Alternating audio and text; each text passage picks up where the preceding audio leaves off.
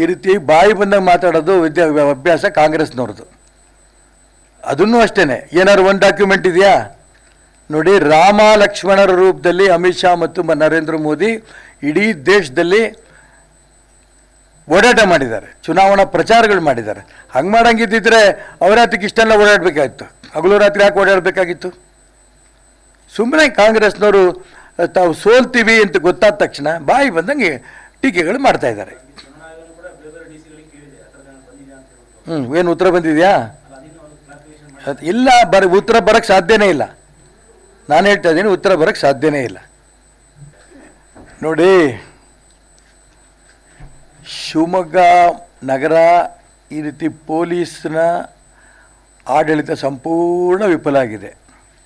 ಬರೀ ಶಿವಮೊಗ್ಗ ನಗರ ಅಲ್ಲ, ಇಡೀ ಕರ್ನಾಟಕ ರಾಜ್ಯವೇ ಪೊಲೀಸ್ನವರು ವೈಫಲ್ಯ ತುಂಬಿ ತುಳುಕ್ತಾ ಇದೆ.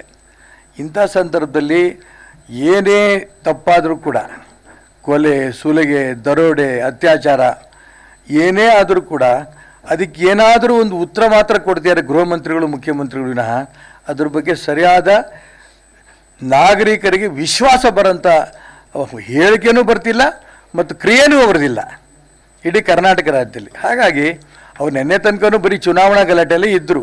ಇನ್ನು ಮುಂದೆನಾರು ಕೂಡ ಜನರ ರಕ್ಷಣೆ ಮಾಡಿಯಪ್ಪ ಅಂತ ನಾನು ಅವ್ರಿಗೆ ಒತ್ತಾಯ ಮಾಡ್ತೀನಿ. ಹೇಗೆ ನೀವು ನೋಡಿದ್ರಿ, ಚನ್ನಗಿರಿನಲ್ಲೇ ಪೊಲೀಸ್ ಸ್ಟೇಷನ್ಗೆ ರಕ್ಷಣೆ ಕೊಡೋಂಥ ಒಂದು ಪರಿಸ್ಥಿತಿ. ಮಂಗಳೂರಲ್ಲಿ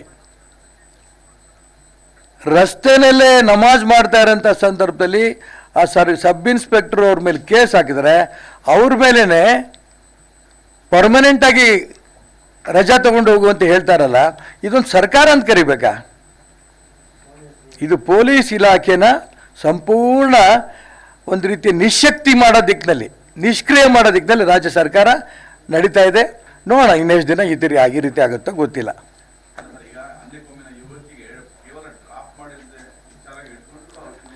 ನೋಡಿದೆಪ್ಪ, ಪೇಪರು ನೋಡಿದೆ ನಾನು ಇಲ್ಲ ಅಂತಂದಿಲ್ಲ. ಆದರೆ ಏನು ಹೇಳ್ತಾರೆ ಸರ್ಕಾರ, ಏನು ಹೇಳ್ತಾರೆ ಮುಖ್ಯಮಂತ್ರಿ, ಏನು ಹೇಳ್ತಾರೆ ಗೃಹ ಮಂತ್ರಿಗಳು, ಏನು ಹೇಳ್ತಾರೆ ಮಾನ್ಯ ಜಿಲ್ಲಾ ರಕ್ಷಣಾಧಿಕಾರಿಗಳು? ಒಂದು ಹುಡುಗಿನ ಒಬ್ಬ ಹುಡುಗ ಸ್ಕೂಟ್ರಲ್ಲಿ ಕರ್ಕೊಂಡೋದ ಅನ್ನೋದಕ್ಕೆ ಇಟ್ಕೊಂಡು ಒಂದು 20 ಜನ ಬಂದು ಹೊಡಿತಾರೆ ಅಂತಂದರೆ ಎಷ್ಟು ಧೈರ್ಯ ಇರಬೇಕು ಅವ್ರಿಗೆ? ಹೊಡೆದವ್ರ ಬಗ್ಗೆ ಏನು ಕ್ರಮ ತಗೊಂಡಿದ್ದೀರಿ? ಏನು ಕ್ರಮ ಇಲ್ಲ. ಅದಕ್ಕೋಸ್ಕರ ಹೇಳ್ತಿರೋದು, ಸಂಪೂರ್ಣ ಶಿವಮೊಗ್ಗ ನಗರದಲ್ಲಿ, ಜಿಲ್ಲೆಯಲ್ಲಿ ಪೊಲೀಸ್ ಇಲಾಖೆ ನಿಷ್ಕ್ರಿಯ ಆಗಿದೆ.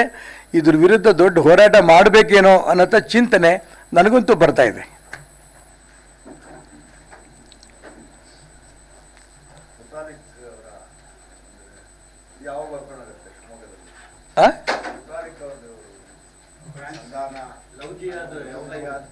ನನಗೆ ಗೊತ್ತಿಲ್ಲ, ಅವರೇ ಕೇಳಬೇಕು. ನನಗೇನು ಗೊತ್ತಿಲ್ಲರಿ. ಅವರಲ್ಲೆಲ್ಲ ಮಾಡಿದ್ದಾರೆ ಅಂತ ನೀವು ಕೇಳಿದೆ, ಮಾಡಿದ್ದು ಸರಿ ಇದೆ ಅಂತ ಹೇಳಿದ್ದೀನಿ. ಮಾಡಿದ್ದೇನಾರು ಅವರು ಬ್ರಾಂಚ್ ಮಾಡಬೇಕು ಅಂತ ಅವ್ರು ಇಷ್ಟಪಟ್ಟರೆ ಅದಕ್ಕೆ ನಾನು ಸಹಕಾರ ಕೊಡ್ತೀನಿ. ನಾನಾನು ಮಾತಾಡಲ್ಲ. ಅವರಾಗಿಲ್ಲಿ ಮಾಡಬೇಕು ಅಂತ ಅವ್ರು ಅಪೇಕ್ಷೆ ಪಟ್ಟರೆ ನಾನು ಅವ್ರಿಗೆ ಸಹಕಾರ ಕೊಡ್ತೀನಿ. ಆದರೆ ಒಂದು ತುಂಬ ಸ್ಪಷ್ಟ, ಹಿಂದೂ ಹೆಣ್ಮಕ್ಳ ರಕ್ಷಣೆ ನಾವು ಹಿಂದೂ ಸಮಾಜನೇ ಮಾಡ್ಕೋಬೇಕಾಗತ್ತೆ. ಈ ಪೊಲೀಸ್ನವ್ರನ್ನ ನಂಬ್ಕೊಂಡ್ರೆ ಮುಸಲ್ಮಾನರು ಒಂದು ರೀತಿಯ ಹಿಂದೂ ಹೆಣ್ಮಕ್ಳನ್ನು ಸಂಪೂರ್ಣ ಹಾಳು ಮಾಡಿ ಇಡ್ತಾ ವ್ಯವಸ್ಥೆ ಆಗುತ್ತೆ. ಹಿಂದೂ ಸಮಾಜಕ್ಕೆ ನಾನು ಪ್ರಾರ್ಥನೆ ಮಾಡ್ತೀನಿ, ನಮ್ಮ ಮನೆ ಹೆಣ್ಮಕ್ಳನ್ನು ನಾವೇ ರಕ್ಷಣೆ ಮಾಡ್ಕೋಬೇಕು. ಇದರಲ್ಲಿ ಯಾವ ಅನುಮಾನ ಇಲ್ಲ. ಈ ರಾಜ್ಯ ಸರ್ಕಾರ ನೆಚ್ಚಿಕೊಂಡ್ರೆ ಸಂಪೂರ್ಣ ಮುಸಲ್ಮಾನರು ಪರ ಆಗೋಗಿದೆ ರಾಜ್ಯ ಸರ್ಕಾರ. ಹಾಗಾಗಿ ಮುಸಲ್ಮಾನರು ಅವ್ರಿಗೆ ಹೆಂಗಿದ್ರು ಕೂಡ ಪೊಲೀಸ್ ರಕ್ಷಣೆ, ರಾಜ್ಯ ಸರ್ಕಾರ ರಕ್ಷಣೆ ಸಿಗುತ್ತೆ ಅನ್ನೋಂಥ ವಿಶ್ವಾಸದಲ್ಲಿ ಅವರಿದ್ದಾರೆ. ಹಾಗಾಗಿ ನಮ್ಮನೆ ಹೆಣ್ಮಕ್ಳನ್ನ ನಾವು ರಕ್ಷಣೆ ಮಾಡ್ಕೋಬೇಕು.